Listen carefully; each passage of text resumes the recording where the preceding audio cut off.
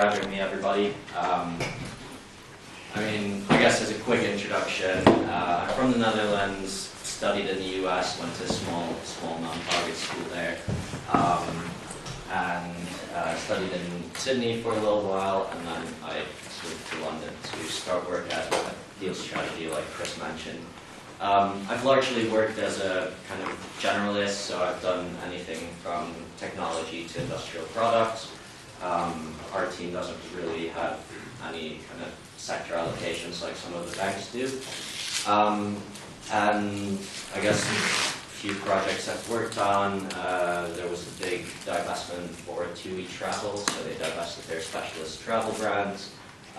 Things like polar expeditions, who knew? It was great looking at penguins for a few months. I've also done work with the SoftBank Vision Fund, which was definitely my favorite project so far, which was basically setting up their investment screening and due diligence approach, which was great because we got inside information on all the unicorn deals they were planning.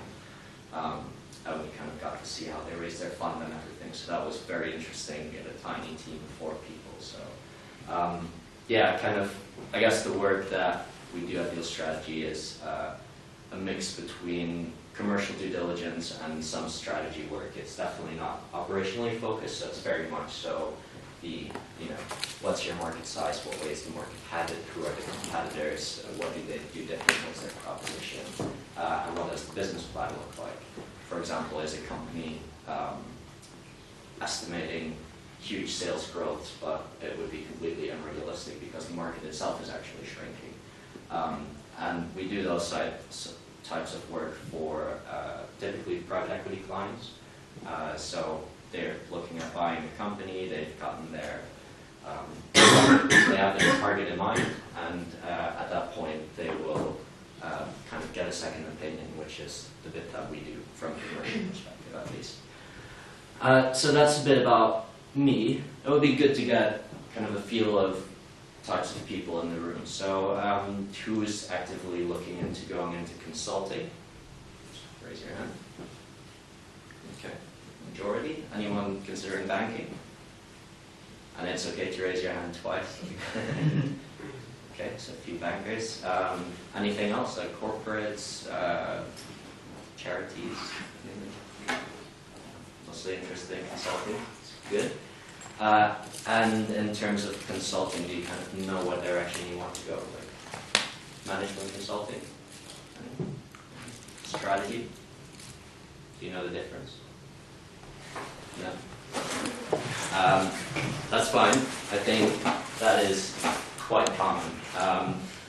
What happens a lot of times is that you consider jobs and you hear the brand names and the big firms and the big names, which is great, and that's all, they're the reason that they're the big guys that everyone applies to, but you kind of sign up for something that you don't know what you'll actually end up doing. You hear like, oh yeah, strategy consulting, you work with the CEOs and make differences in these companies, but what does that actually mean? Like if you've had an internship, like for example Chris with McKenzie, you get an inside glimpse into what it's like for a few months, and that's great because it gives you a perspective of what you might end up doing. But in the end, you kind of sign up without knowing exactly what it's going to be like. So what I want to do today is kind of first give an overview of what M&A is and kind of the different stakeholders involved. So that will hopefully help you identify basically what role you're applying to and where they sit in the M&A process, because that might help you kind of figure out how to prepare and how to kind of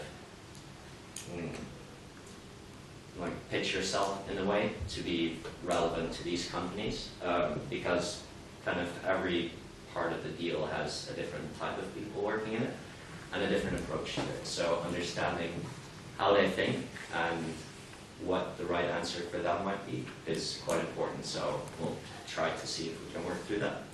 And I want to try to do that with some engagement from you guys. So I'll, pick some people and you're just going to have to try and give it your best. So, all right. So I guess as an introduction, what is M&A? I think it's quite important to first get the basics because, I don't know, what is M&A? Mergers and acquisitions, right? Mm-hmm. So it's when two companies want to either join or one company wants to buy another company. Mm-hmm. That's right. Anyone else? I would have given a similar definition. Same definition. Right, and that's right. M&A is buying and selling of companies. It might not always be one company buying another. It might be a private equity fund. It might be an activist investor like a hedge fund. It might be a divestment, so for a person trying to spin off a business unit. So there's loads of different types of M&A, but yes, it does come down to buying and selling companies. M&A can happen for various reasons. So you have your kind of strategic investor, which a lot of times is a corporate or perhaps a private equity that wants to do a bolt-on acquisition for one of their portfolio clients. Reasons for a strategic M&A is typically like cost synergies, acquiring IP or some sort of technology that a different company has. Think Uber buying like an autonomous vehicle company in order to get their IP and their talent pool. Market share, so eliminating competition to get a bigger share of wallet. Diversifying or concentrating your business, so either spinning business units off to get more specific, like TUI did, or adding different lines of business. For example, a cigarette company that is worried about general health trends and moves into healthy foods. So it's a way to kind of hedge against risk. And the last one is growth, so driving shareholder returns. If you look at, I don't know, Comcast being in discussions to be acquired, their share price is going up massively. It works the same way for private companies. So just purely as a growth play, it could be a reason. So those are some of the strategic reasons, but they can also be investor M&A. So PEs, VCs, hedge funds, ultra-high net worth family offices, anything like that. Reasons for them could be for cash flow, buying an insurance business that has a kind of high turn of cash so that they can service debt. And they might want to do that because there is a huge pile of debt that goes into a leveraged buyout. And it's basically like amplifying the returns. Another reason could also be growth for them. If you, say, buy 5 dentist chains, you bang them together, you get a bigger dentist chain and a platform, and you get some sort of multiple arbitrage. So when they buy them as separate entities, they might go at a 2 or 3x multiple. So that's like multiple EBITDA revenue or whatever your valuation metric is. But if you buy a load of them together and kind of put them together, there's still those 5 entities, but as a combined whole, they might go for 4 or 5 times revenue. So it's a way to kind of create value by combining the entities for maybe cost synergies or different reasons. Turnaround, so they might buy a company that's in administration that is having problems, and for that reason are able to buy it at a discount and try to basically fix it up, so flipping a home basically. And bolt-on, like I said, portfolio company, you might want to expand them, try to grow the business, and they can do that through inorganic means, which is basically let's tag a different business unit onto it for whatever reason. Right, so how does the process work? Generally you have pre-deal, in which you would identify companies, you screen companies, and no need to take notes unless you want to. I'll send around the write-up I did, and then you guys can just chill out, which is good because it's Saturday. So pre-deal is all about identifying companies that might be interesting, and this will look very similar for both corporates as well as investors, except private equity funds have a dedicated team to it, corporates might not. Then in the deal phase, so this will be kind of 2 to 6 months. During the deal, you'll go through a lot of kind of the checks, talk to management, get some of the data, assess if the company is what it actually pretends to be, look at their financials, see if the deal makes sense. And then you have your post-deal, which will be your corporate integration, your 100-day planning, figuring out if the business plan was actually good, the one that you were given there, and if you need to change it. Figuring out what the growth will be, what the strategic vision is, and if they can actually execute on it. So this will be kind of 2 to 6 months. This typically takes 6 months to a year, and this is after. So it can be anything from 3 months to 5 years to lifetime, depending on the investor. So there's clearly two parties, a buyer and a seller. The seller is typically referred to as the vendor, and the buyer is buyer. So the seller will generally conduct a portfolio review to see, for example, if it's corporate, which business unit are you selling, or where are we kind of trying to pitch at? Are we a technology company? Are we a logistics company? What is it? Because, for example, if you consider, let's say, a financial services company, but they have a decent amount of technology, and they sell themselves as a tech company, they might be able to sell for a lot more money. So figuring out what your kind of sweet spot is happens in the kind of pre-deal preparation phase. So they'll look at their portfolio, think about what the right way to pitch the company is. They'll identify non-core assets if they're considering a divestment. Then they'll develop a business plan to think about, okay, what does our strategy actually translate to in numbers? Which business units are we trying to grow?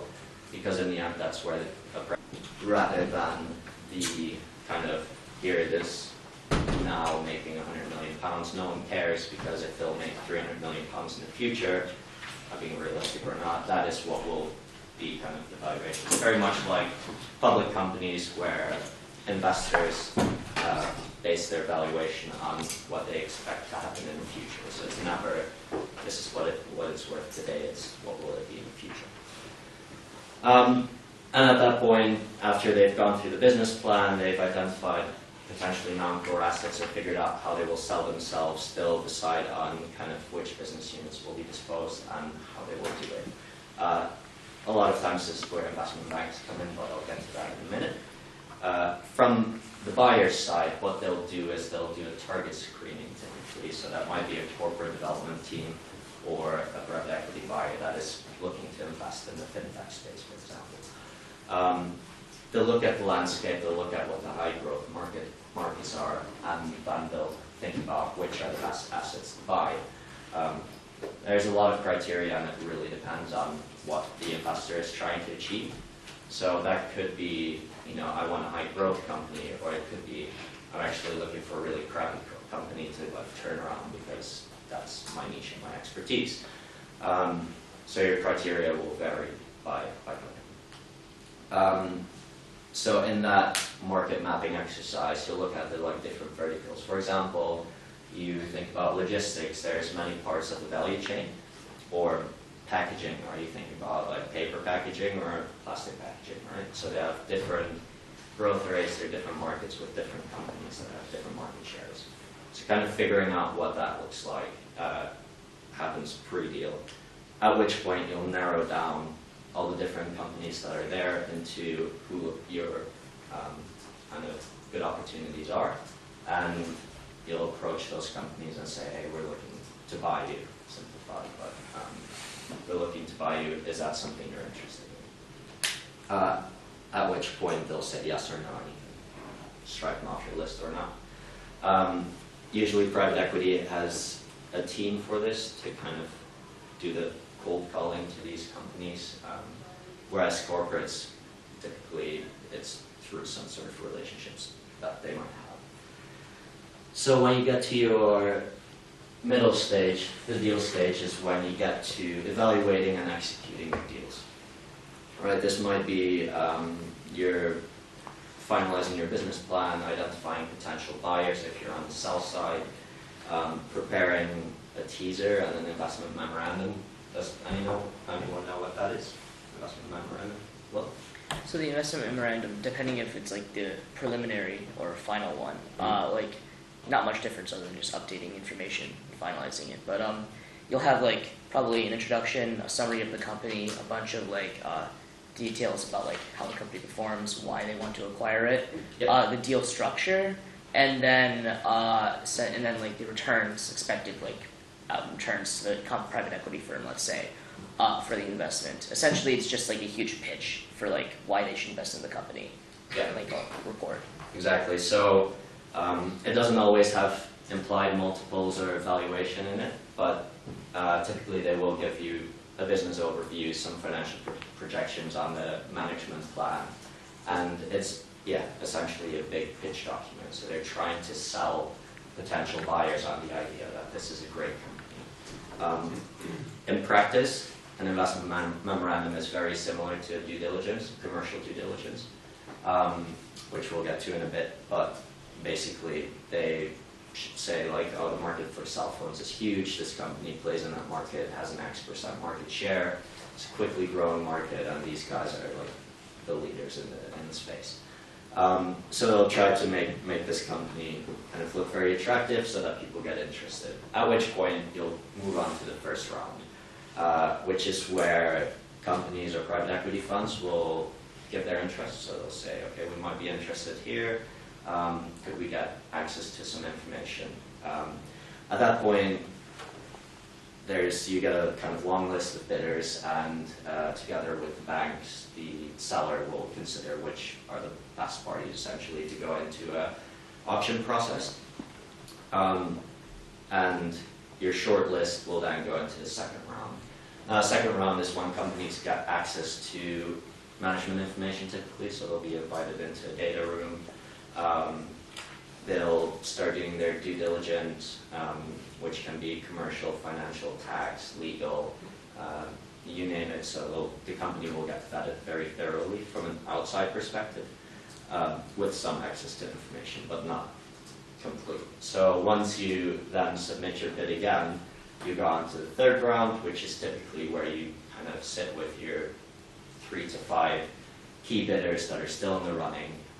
And those are the ones that will then get full access. They might have exclusivity already, so it might just be one party that's left. At which point you agree to a sales and purchase agreement and get kind of full-on access and can see all the projections and all the management information to make basically a decision to purchase. Now, in your post-deal, you get to the harvesting the deal. So what does that mean? I mean, you have synergy planning, setting strategy with management, kind of updating the business plan, because a lot of times companies will have a business plan, but it's not very rigorous, or it might be based on numbers they just somehow pulled out of thin air. So they'll work on a better business plan that makes more sense, and then they'll do stuff like improving the reporting, maybe making operational changes, or bringing in consultants to do that for you. And during that investment period, you'll go into kind of your growth strategies, your, like I said, operational improvements, perhaps bolt-on acquisitions, maybe diversification, whatever you think will unlock value for your deal. So that, in a nutshell, is kind of your deal process. Now, in each stage of the deal, there are different advisors and different parties involved. So for the pre-deal, parties might be your investment banks and corporate finance providers, who will create things like the investment memorandum. You might have the private equity firm that is basically doing the screening, or a corporate development unit that is looking for an attractive company to buy to grow the business. And then there are strategy consultants who might be asked, hey, we want to do some M&A, but we don't know where to start, we don't know where to go. Could you think about that for us? Of course we can. So at which point you go, all right, what are the attractive markets for this company? What are the plays here? Do they need to diversify? Do they need to specialize? What are some of the attractive spaces? Should a paper packaging company go into plastic packaging? Should, I don't know, Tesla go into being a full end-to-end electricity provider.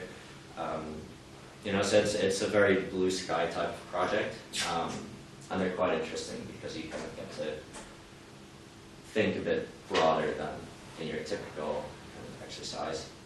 At that point, you would, as a strategy consultant, come up with kind of a long list of potential opportunities, and you would put them in a 2x2, consultants love 2x2s. If you draw one on your interview, you'll probably be well received.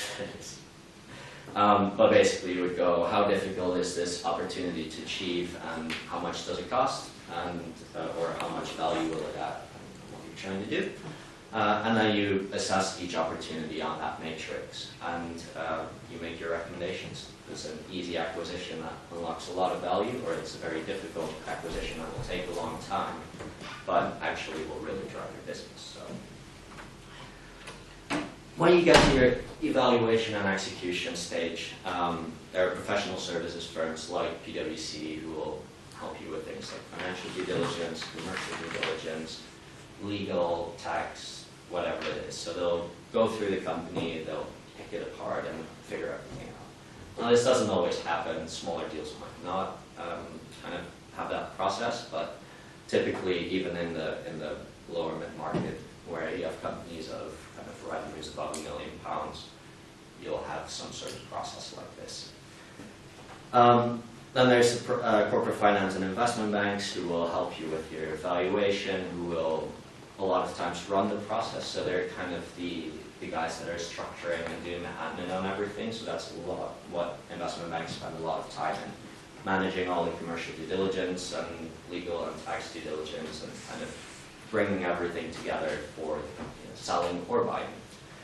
And then you have your bank and debt providers. They're usually pretty involved throughout the process because they're the ones ultimately signing off on however you're going to fund it.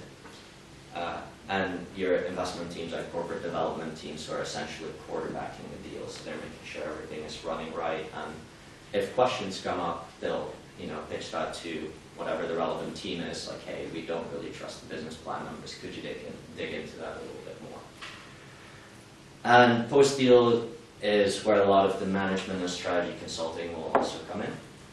So this is where, how are we going to actually, in practice, bring these two firms together? How are we going to unlock the value of this firm from our perspective? And what kind of numbers can we achieve, and how are we going to do that?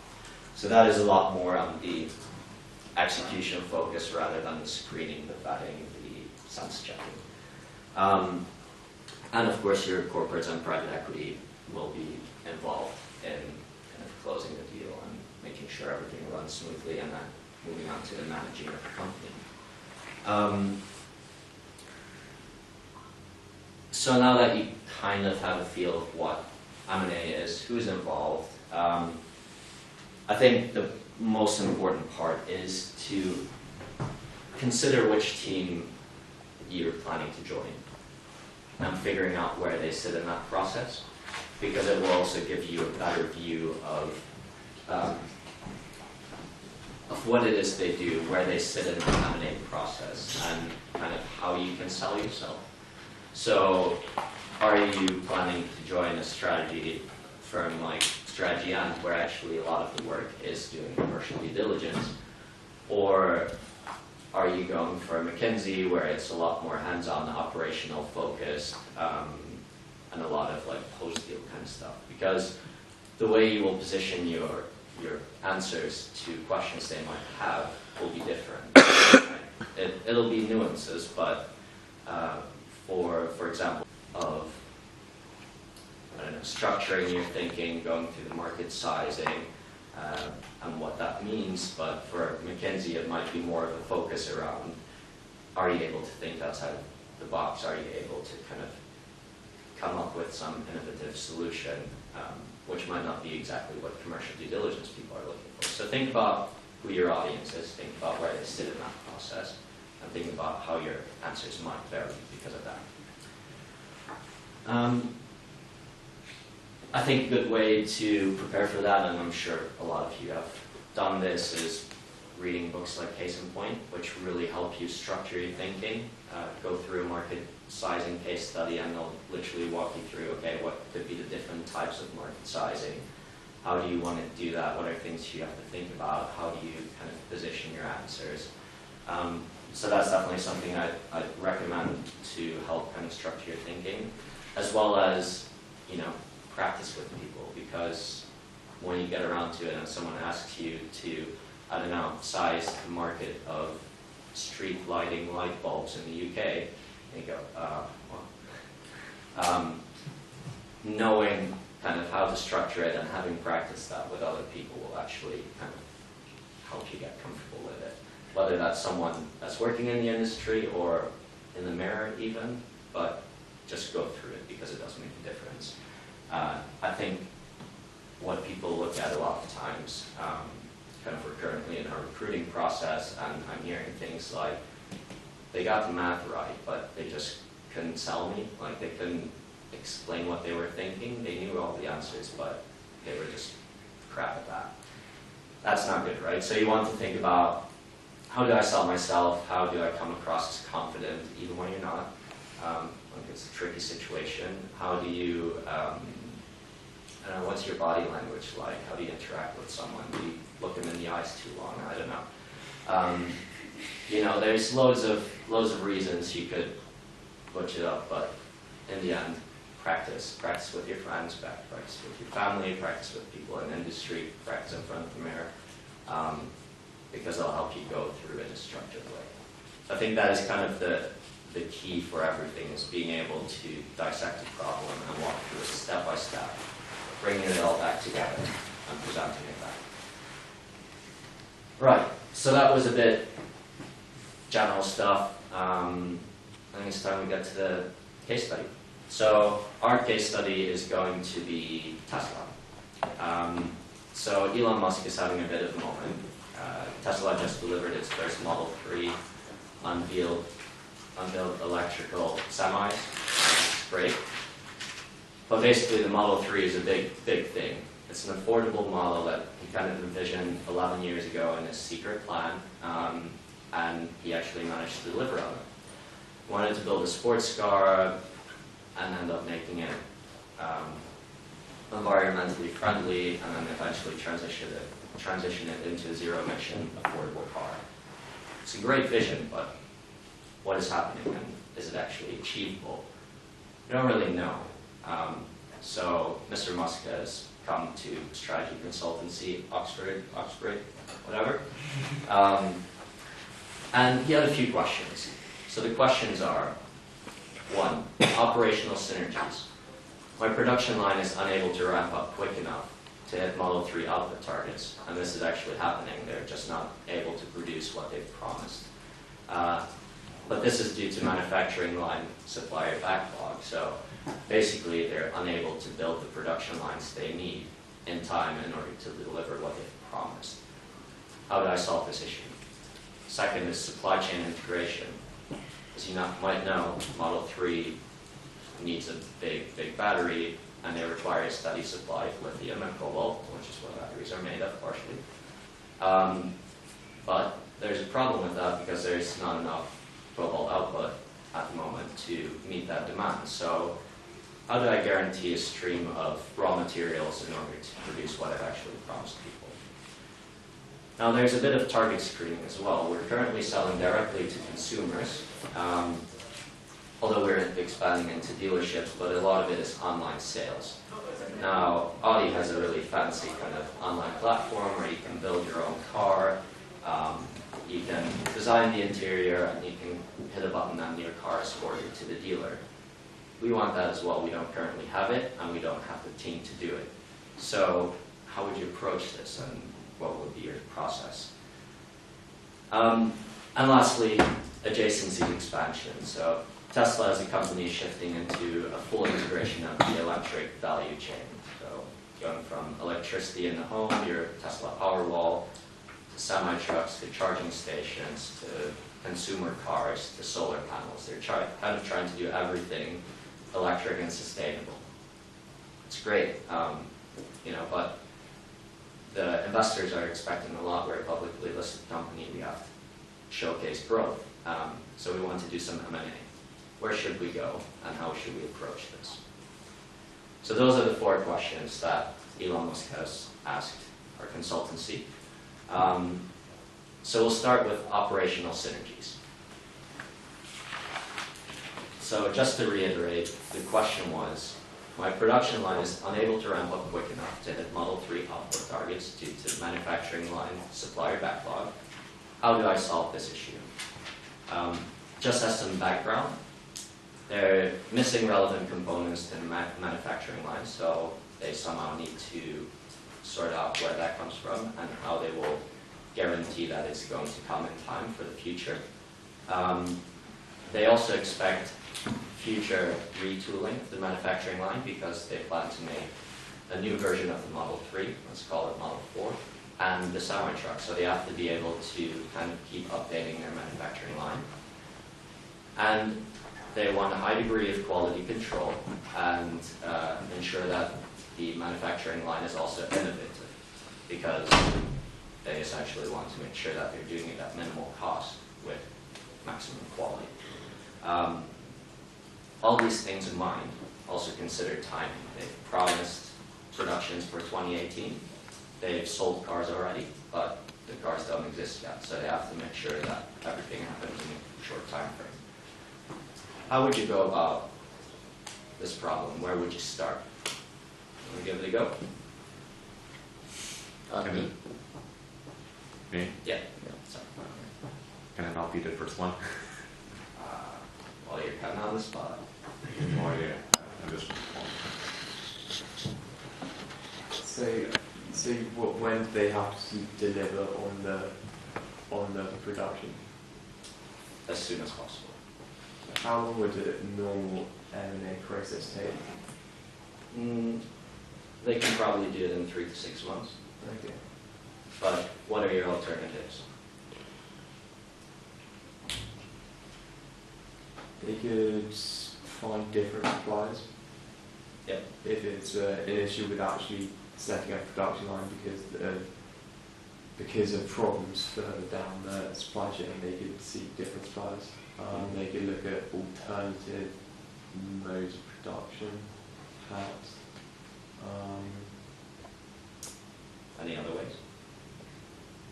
Maybe they could look at buying a company that deals with the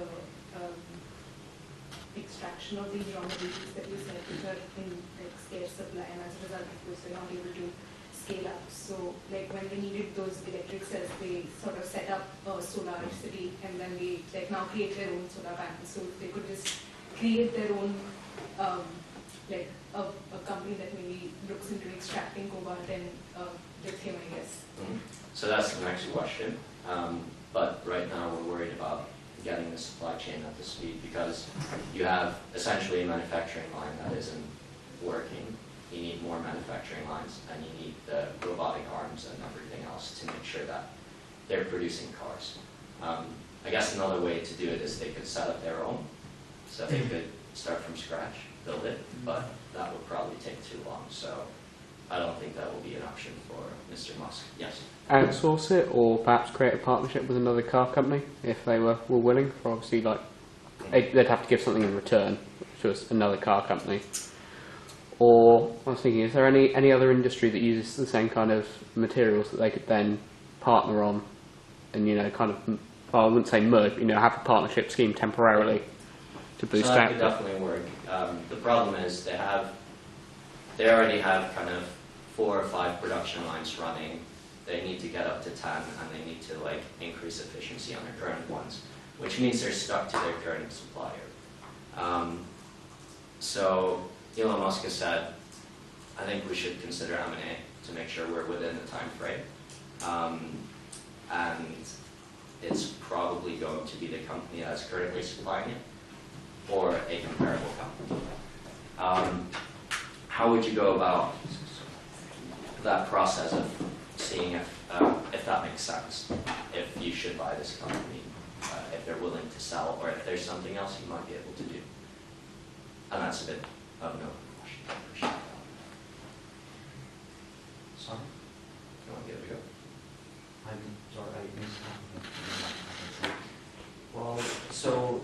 deciding whether I wanted to find a supplier or not, I'd see maybe if this, like what kind of leverage I have over them. Like if the supplier is, so if I'm their main customer, then that gives me a sort of leverage because I can say like, okay, if you don't want to be bought now, I'll just stop using you in 5 years. On the other hand, if they know that I'm in a tight time frame, that gives them negotiating power. And I think Tesla uses a lot of like maybe also smaller private companies in Germany and stuff like that, these high-tech ones. So it's also really matter, like the owning family is important here. Like if it was a public company, then it's more of a question just what's the stock price. But here it's actually the owners matter more because they maybe don't want to lose their independence. So I think those are all things that should be considered. I think those are very valid considerations. Yeah. There's a question of whether the supplier can actually ramp up the supply. So imagining that Tesla might actually be the main customer of the supply company, it's possible that by buying the supply company, supplier could actually ramp up production as easily. Perfect, that's exactly right. Yeah, so another so sort of related to that answer would be to see who else the supplier supplies to, right? So with the capacity question, if they're only supplying Tesla and they're already at max capacity, then there's really no point, engaging in the M&A with them, right? However, if they're supplying 25% of their manufacturing lines to Tesla and 75% to all these other parties, instead of going up for the straight up M&A, you can try and negotiate perhaps an exclusivity deal, right? To secure 100% sort of exclusivity to Tesla, as opposed to an M&A, which is probably more expensive to secure that exclusivity deal in the short term, right? But will allow them to meet the sort of short time frames of deadlines, these sort of the metrics earlier, and is probably a better idea as opposed to M&A because it doesn't label them with this sort of excess capacity in the future, right? That they may have to divest from, or it's less of an administrative sort of burden. Very good. Does anyone want to push on the kind of cost-benefit topic? Are you in the back? Yeah, you. I have no idea right now. Nothing? Chris? So I guess on the cost-benefit side, if you were to tell your supplier, we will buy everything that you have, you'd be able to negotiate perhaps a lower price per unit, right? So there may be a cost-benefit there. Again, also if you buy them straight out, right? Depending on, as you said, negotiating power and all of that, it should work out cheaper in the long run because you've essentially cut out the middleman, right? They're not taking a premium on every unit that they're selling. You basically eliminated a premium and absorbed that for yourself. So, there's cost benefits to acquiring them. That's great. So I think, yeah, go ahead. I was just going to say, with regards to buying them, if you're looking for expanding your supply, your production further in the future, then again that would give you cost savings, presumably. Yeah, very good. So I think we've touched on some of the most important. So when someone asks, how do we approach a problem and what are your options, the first thing you want to do is lay out, okay, yes, M&A is an option, but here are the other options. Typically the most important consideration is cost-benefit. That's what your mind should jump to because it's, do you actually achieve what you want to at a cost that is basically affordable to this company? Because buying a company a lot of times is difficult and a very costly process. Takes a lot of time and a lot of manpower and a lot of money.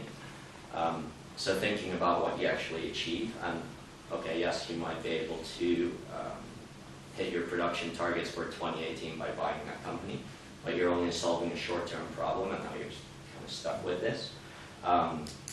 Thinking about these factors like your timing, how much does it cost and what do you actually achieve. So walking through your kind of different options and different views. It's really tough when someone asks, what do you think? It's a very open question, there could be a million things. But walk through each option, tell them, how long does it take, do you think? do you think it would be very costly or medium cost or low cost? Sorry, I didn't mean to interrupt, but Sorry. I think when you asked that question, the first thing I jumped into was, okay, really tough question, really broad topic. How do I break this down into digestible sort of chunks that I can start thinking about? And the first sort of, I guess, you know, in our previous workshops, we had a case study with a structure sort of deep dive. And that's exactly what you should jump into. You should think about how you're going to structure your answer. What are the first two sort of, or three things one, like, you know, so like pools or categories that one can sort of get involved in? So my first two would have been organic, right? So that would be developing it yourself, developing this capability yourself, or inorganic. So that's M&As, that's getting 100% exclusivity, that's your JVs, your joint ventures and whatnot. And once you sort of break it down to those two sort of different questions, essentially, you've halved the effort required, because now you can start digging into, you basically break down the question into smaller, easier to answer questions, right? And then you start answering those smaller questions. So if I'm looking at how do I organically expand my manufacturing line capacity, right? Well, what are my options? I can develop, invest more in R&D. I can, that's probably it, right? Invest my own capabilities. If I want to go inorganic, right? There are loads of options. M&A, right? Or I can poach talent and import that talent in. I can go into joint ventures. I can negotiate better supply deals. If you were to approach the question, yes, you need to think about the whole picture. But the first thing that I would do is try and see what are the ways, how do I break this massive question to simpler questions to answer? That's exactly right. So you do want to, if you think, wow, it's really overwhelming, this huge question, I don't really know how to start this or how I can give a structured answer, that's fine. Just say, can I think about that for a couple minutes? Just take some time, maybe on a piece of paper, write down what your categories will be, and start filling in the buckets. Start thinking about each bullet point that you put in that bucket, and talk them through it, because then they'll see, okay, he's thinking, or she is thinking about this in a very structured approach. They're breaking down the problem, making it bite-sized, and working through each bit in a sensible manner. That is what they're looking for. They're not looking for the answer. They're looking for how you approach the problem. With this one, it's a tough one because it's such a kind of big question, but there will be big questions or unstructured cases where you'll run into issues like this. Yeah. Okay. So another point, it's always important to clarify the question and ask them things like, what does the client value most, right? Is it efficiency? So is it timing, right? Elon doesn't care about the price, right? Elon just wants this done tomorrow or yesterday even, right? If that's the most important thing, then that obviously changes the way you approach the question, right? But if instead, Elon wants to look good in front of investors, doesn't want to burn more money than he already is burning, right? He's looking for something that's long-term, sustainable, and that's most cost-effective, then that obviously changes the entire question as well. So it's always important to clarify what matters most to the client, because then that allows you to that basically reduces the scope of the problem. So you want to basically set yourself some sort of guideposts, right? Yeah, that's very, very true. You want to think about who the client is and what they're actually trying to achieve. So the second question, and the second problem, was one of supply chain integration. So this is the battery point, essentially. So just to reiterate it, as you might know, my Model 3 vehicle needs batteries, which require a steady supply of lithium and cobalt. Is there enough available, and how do I secure a guaranteed stream of materials? Now, I'm going to rattle off a bunch of information, so do take that down. But feel free to ask me after. Again. So this is a mostly market sizing problem. And what you're trying to achieve is securing your supply of raw materials. I want you to identify risks associated with each of your choices. And as some background information, the market size for automotive batteries in 2015 is 15.9 gigawatt hours. In 2024, we expect it to be 93.1 gigawatt hours. That's an annual growth rate of roughly 22%. An average electric car battery requires 20% cobalt, 40% lithium, and weighs about 500 kilos. A Tesla battery weighs 450 kilos, and each battery contains 15% cobalt and 63 kilos of lithium. All right, did everyone get that? No? Okay. So in 2015, the market size was 15.9 gigawatt hours. In 2024, it was 93.1 gigawatt hours. That's 22% annual growth rate. An average battery requires 20% cobalt, 40% lithium, and weighs 500 kilos. A Tesla battery requires 15% cobalt, 63 kilos of lithium, and weighs roughly 450 kilos. Some additional information. 2018 production for the Gigafactory, Tesla's factory, is 35 gigawatt hours, which is a 100% increase to the total output in 2013 of the world, just to put that in perspective. They expect to build 5 gigafactories, including the one they have now, by 2022. When asked if he worried about the lithium supply, Tesla's CTO said that he was worried more about cobalt, which is sourced from conflict-prone Congo.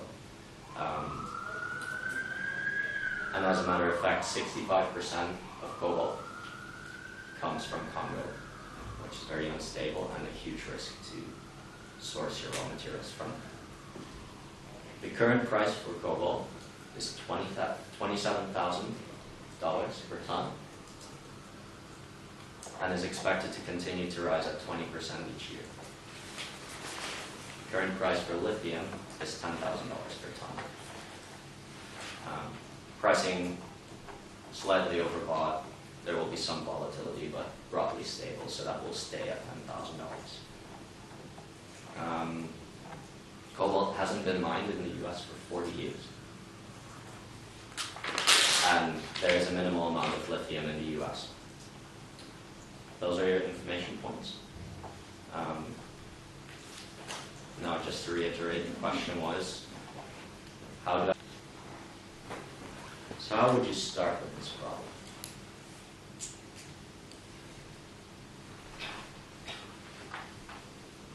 Will, give it a crack.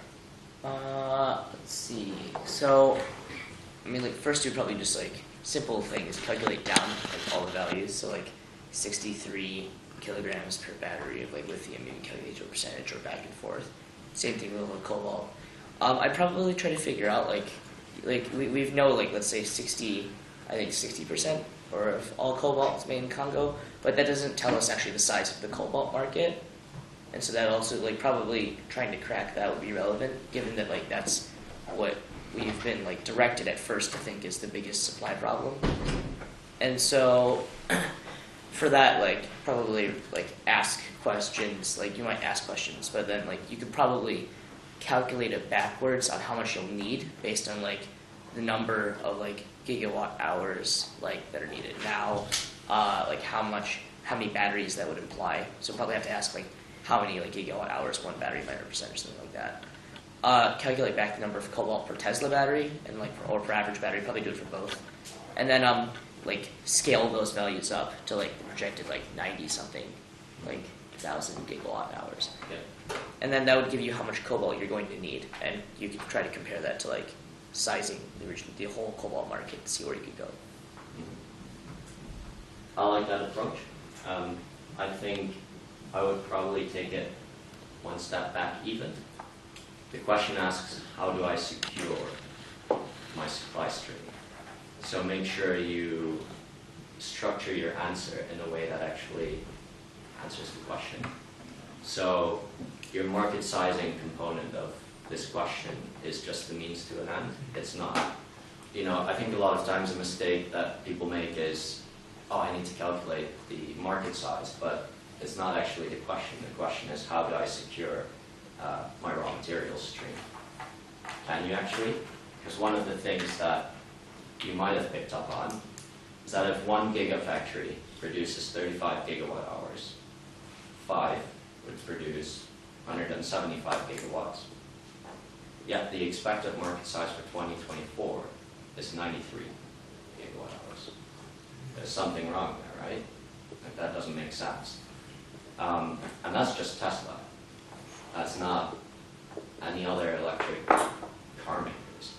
So the first thing you should have spotted is the market sizing is off. So pay attention to detail, do quick back of the envelope calculations. If there's a price and a volume number, figure out what that means. If there's a decreasing price and an increasing volume, figure out if it offsets each other. Maybe the market is flat.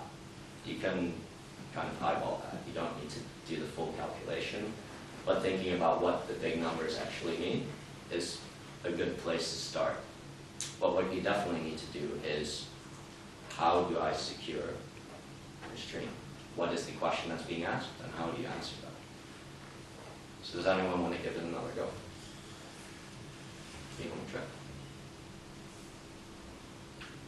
I think based on what the exercise that we've done right now, we've identified that there is some sort of excess capacity that is being generated through this, through something about the projection which is off. So I think the first thing that you can try, when you're trying to secure the raw material, is probably think about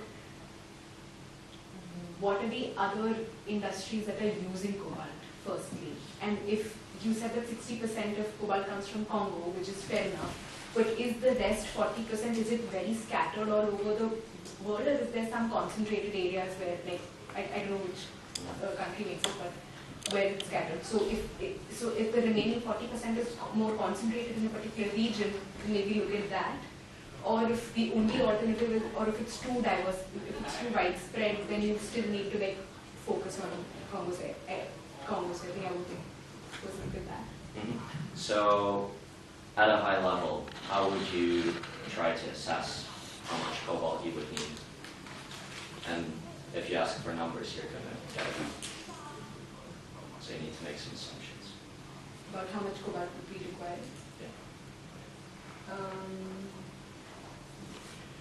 Well, you did give us a few numbers which said that per car, per in each Tesla car, how much is being put in. So you said 20% of it is, you said that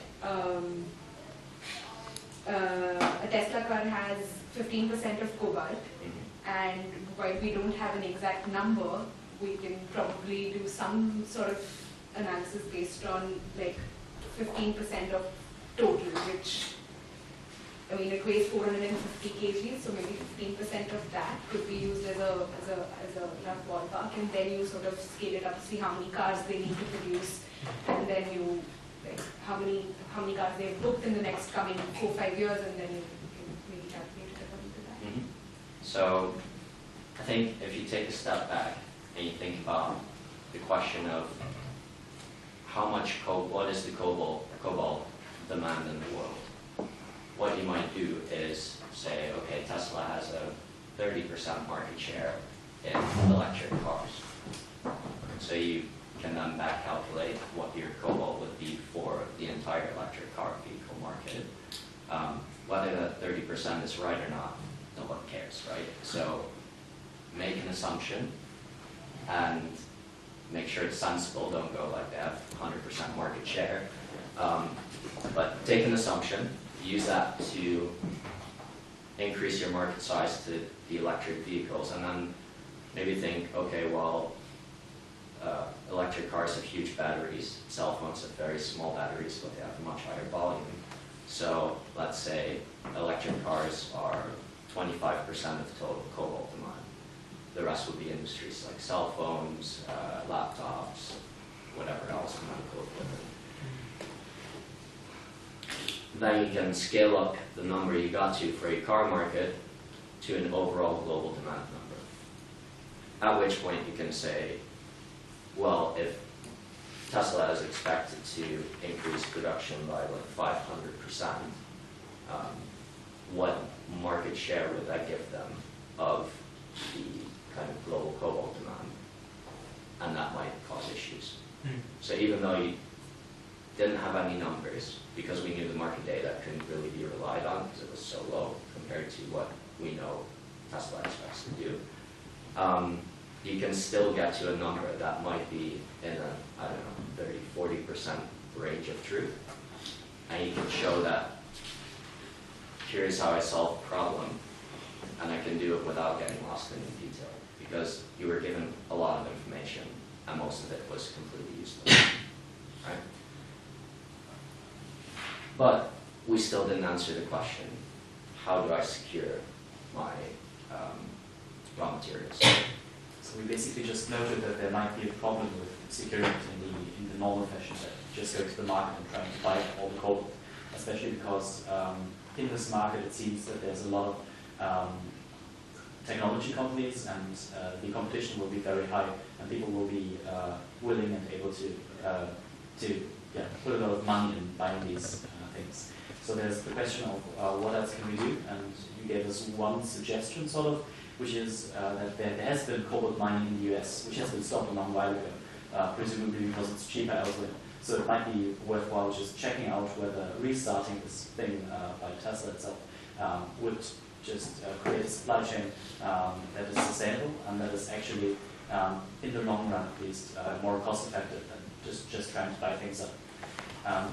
Another way, I'm not sure if this is answering the question, another thing I think would be rational to do is set up a research and development team to try to figure out whether we can either use less of those materials, like by substituting those materials for another one in the battery, or for example by just developing other battery types, figuring out how to use less of these scarce materials. Excellent. Exactly what I wanted to get to. Yeah, those based on my 2 points. So, I guess my question would be, if the price of cobalt is expected to rise by that much year on year, how far does Tesla need to provide an extra incentive to a mining company just in the US saying, well, cobalt's making a lot of money, there's really a lot of demand, why don't we supply that? Excellent.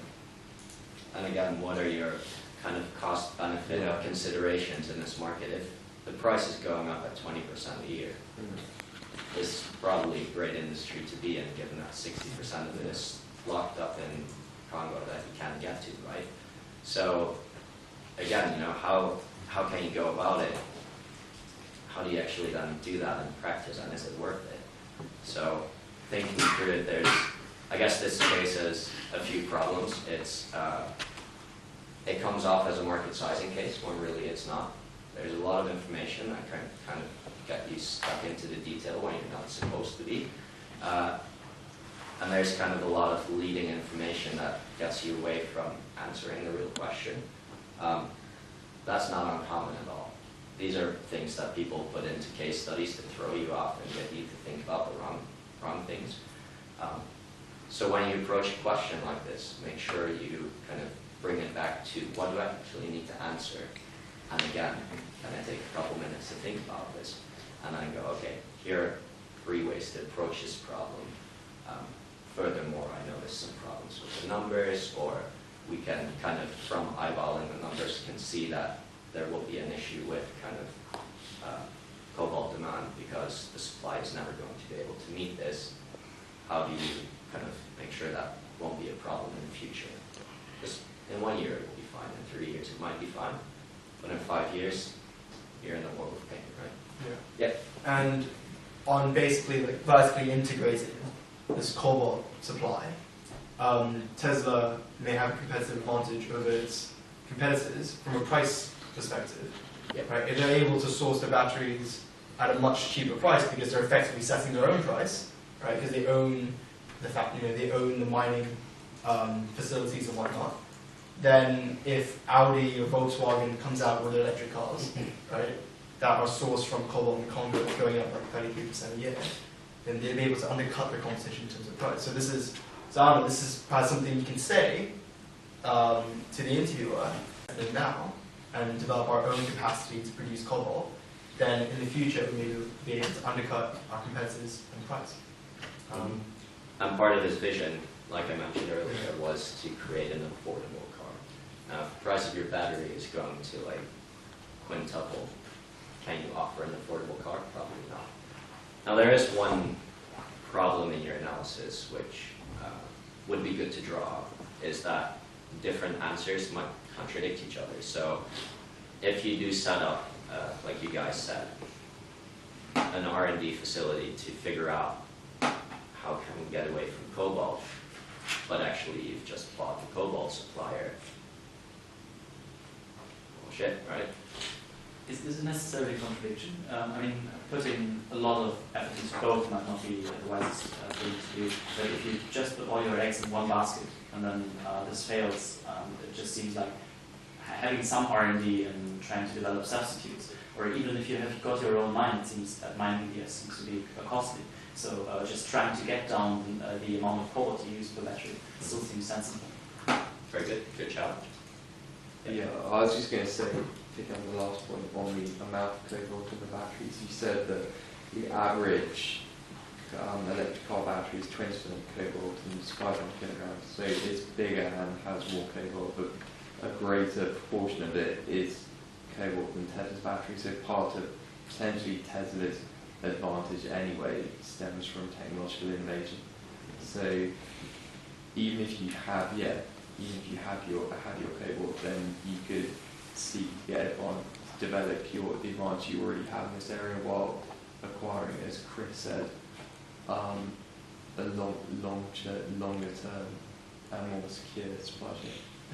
Brownie points for eyes and veto. Alright.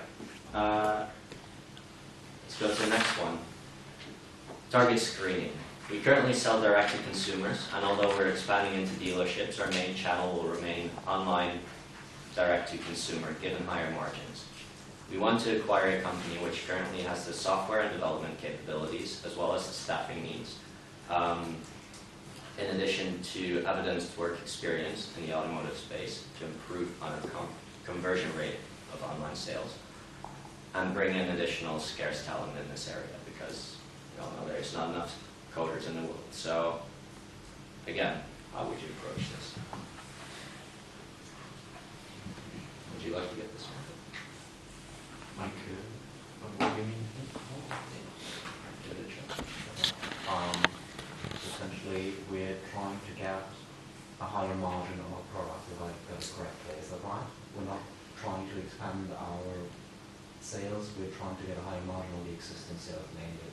Because if I remember correctly, Tesla already has excess over demand for its product, so higher demand will just result in more problems. It might even be a reputational issue. So what we want is to buy a company that can improve our online platform, essentially. Because, for example, Audi you can design and build your own car online. Yeah. We currently can't do that. We want to buy a company that can do it for us. So he's already said, I want to buy a company. How would you go about this target screening exercise?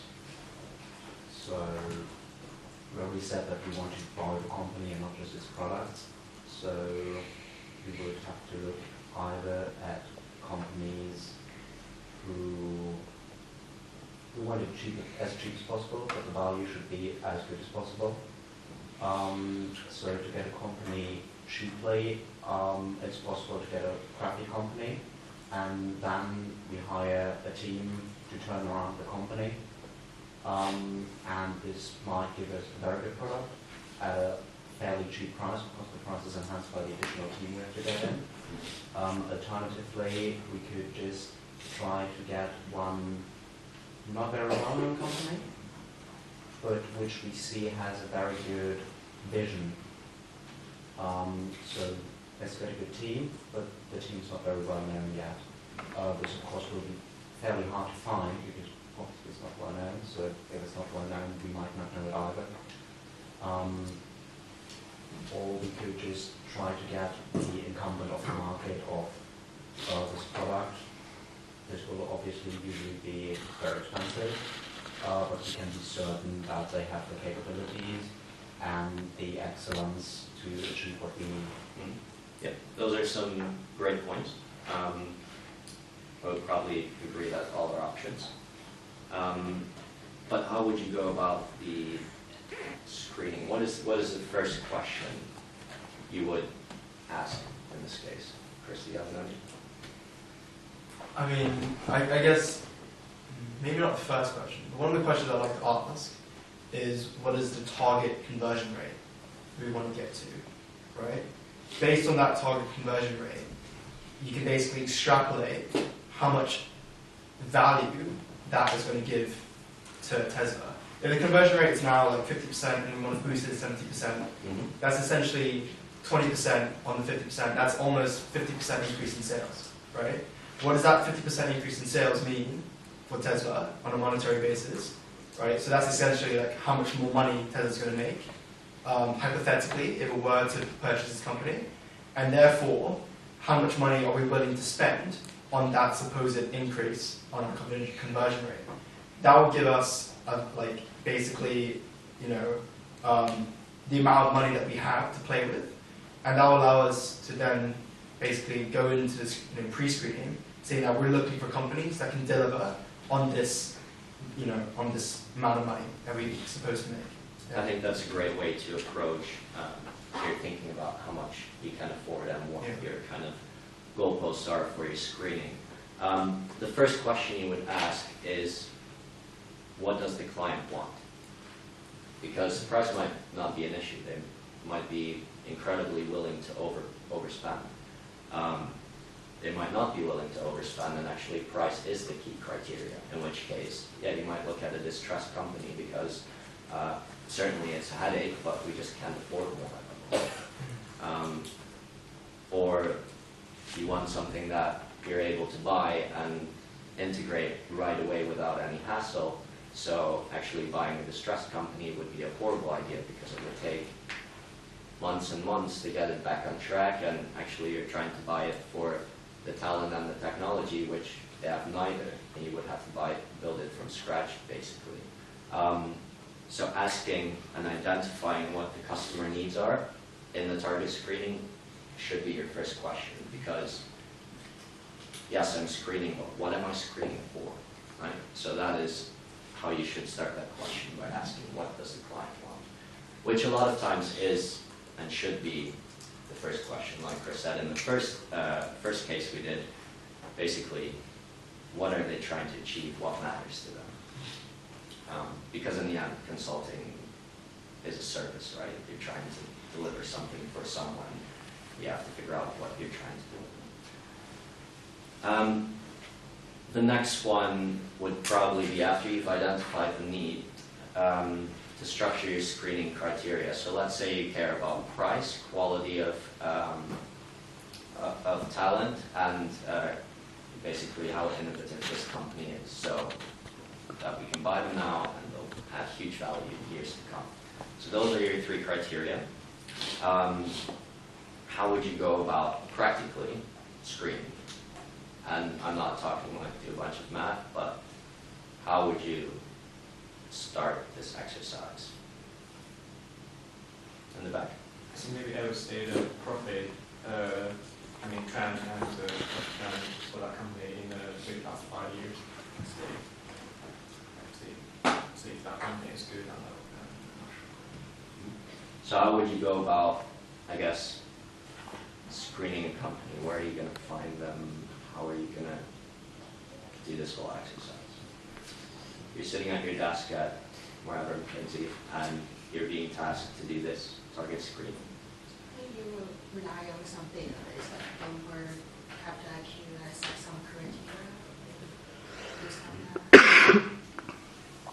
It's probably a good starting point. How would you know what to look for? what they want, that in terms of the industry, location, or financials, just based on some benchmark you have already set up. That's right. You would probably also want to maybe pull a market report or do some general reading so that you understand the space. Because, let's say, you need it to be relevant to automotive, but might not be the biggest factor. You need them to have the technical capability. The company might be sitting here. It's a big player in the automotive visualization software market, right? Or they might sit here. A company focused on cars and online, but actually don't have much technical capabilities because their products are very kind of basic. Company might also kind of sit in the middle, medium-sized player, some relevance to automotive, but actually they're more of a general coding company that builds platforms for websites and different companies, but they have some credits in the space.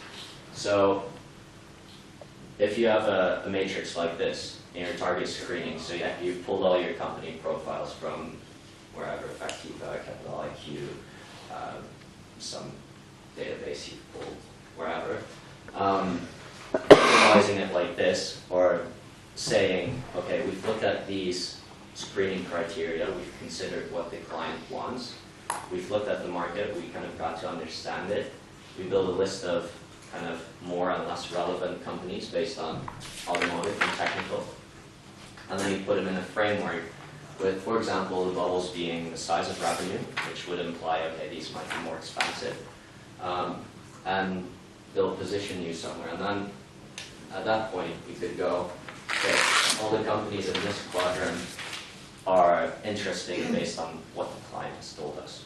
So if you would lay this out on paper in front of your interviewer, you will know, okay, he's thought about A, what the needs are, B, how to approach this problem, and C, how to deliver the result. Stories, you could write books about all the companies that can be relevant, but how can you explain in a single chart what the right companies are and why? Thinking about visualization or how to structure your answer, it's always handy to maybe use a chart or use some sort of visualization so that the interviewer can kind of see your thinking process. And again, we'll go back to think, oh, he was quite structured, and he actually showed it the way that we would on a slide. Because you'll be doing a lot of slides if you're in consulting. Right, and then I guess one last point that you might make is say, well, these are great, and they are exactly what the client asked for. But is there maybe another answer to this question or to this problem? Could we do it from scratch for cheaper? Because in the end, you're just building an online platform. Do we really need to buy a company to do this? So even though they've told you what they want, just show, like, say, okay, I've thought about the problem. There's another way to solve it. We don't need to consider it, but just know that I thought about it. So that kind of sums up the target screening one. Now the last question is adjacencies expansion. So Tesla as a company shifting into the full integration of electric value chain for consumers. Solar panels, electricity management, storage, electric vehicles, you name it. Now Elon has asked us, where should we go next to further diversify our electricity coverage? And there is no further information. Great. So I think first off, I'd probably look at the entire sort of electricity sort of supply and distribution and storage sort of supply chain, and see where Tesla has capabilities in each of the categories. For example, I know that Tesla is very good at storage, has power packs and whatnot. It is involved in distribution with its charging stations, so it's got capabilities in that too. It's involved in, obviously, electric cars. It's got Solar City in the production. Are there any sort of gaps in that supply chain that Tesla should look into investing in to provide the sort of end-to-end utilities, essentially, provider, right? And basically, I will start at that gaps first, and then break down that problem into, can this be something that Tesla can do in-house? Does it have the technical capability to do it in-house? Or is it something that we need to bring expertise in from, externally to solve that problem? That's And great. basically just like break it down further. Very good. That is probably a model answer. I think considering what the options are and how you are going to achieve each option, so basically going through each and laying it out like that would be a good way to do it. What consultants a lot of times use to answer this question is what's called a profit pool analysis. It's basically you lay out the value chain, you figure out what are the consumer-facing electricity services and goods that are provided, and you would basically size each market, and it would look something like,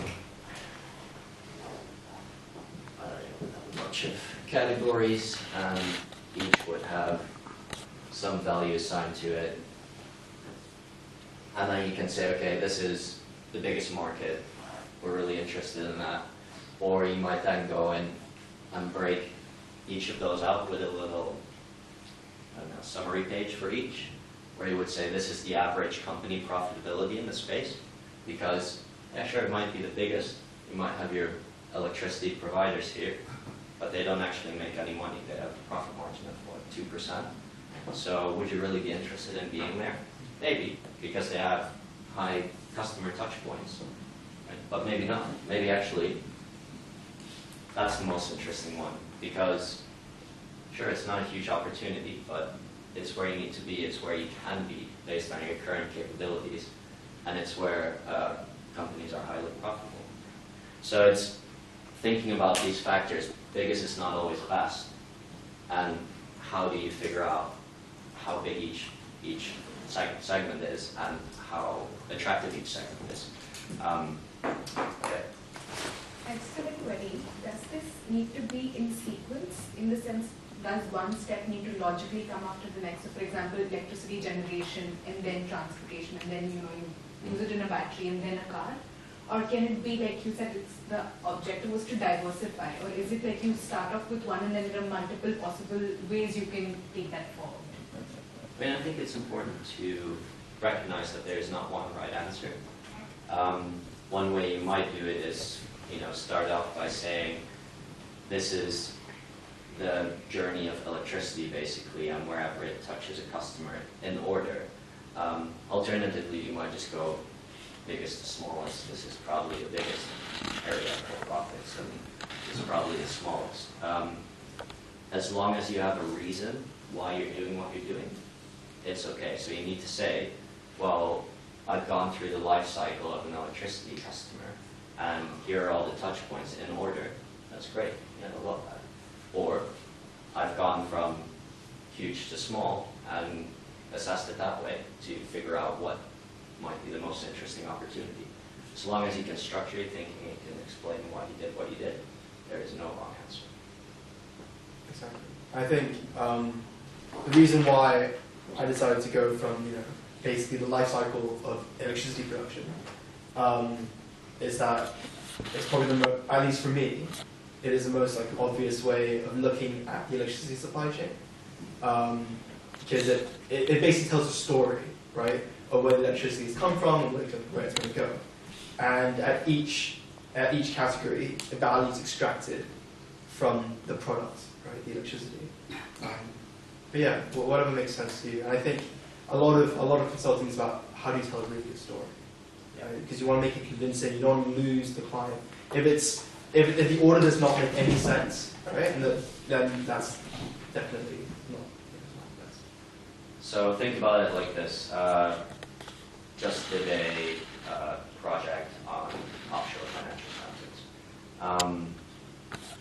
We've considered all of them, but actually we were looking specifically in financial centers that were relevant to investing into Africa and India.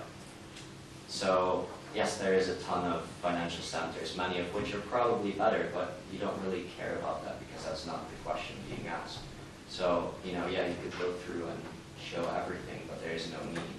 So the story that you would then tell is we've looked at the universe of financial centers and we've kind of whittled it down to these key 5 financial centers, which we will now go into more depth to tell our story.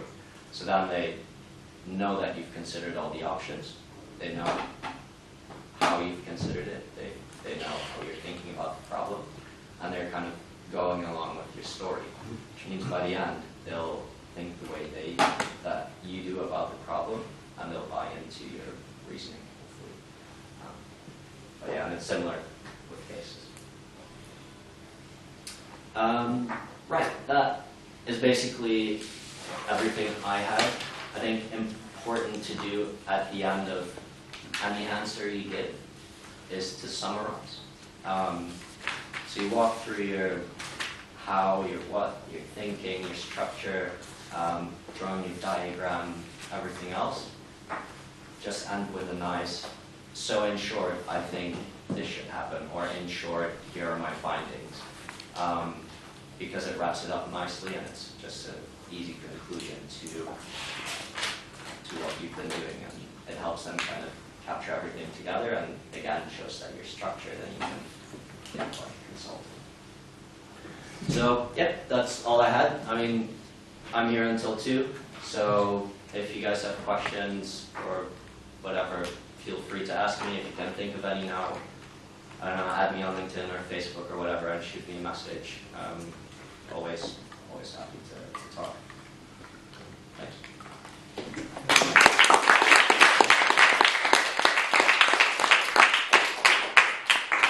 And I'll send around the write-up of this workshop.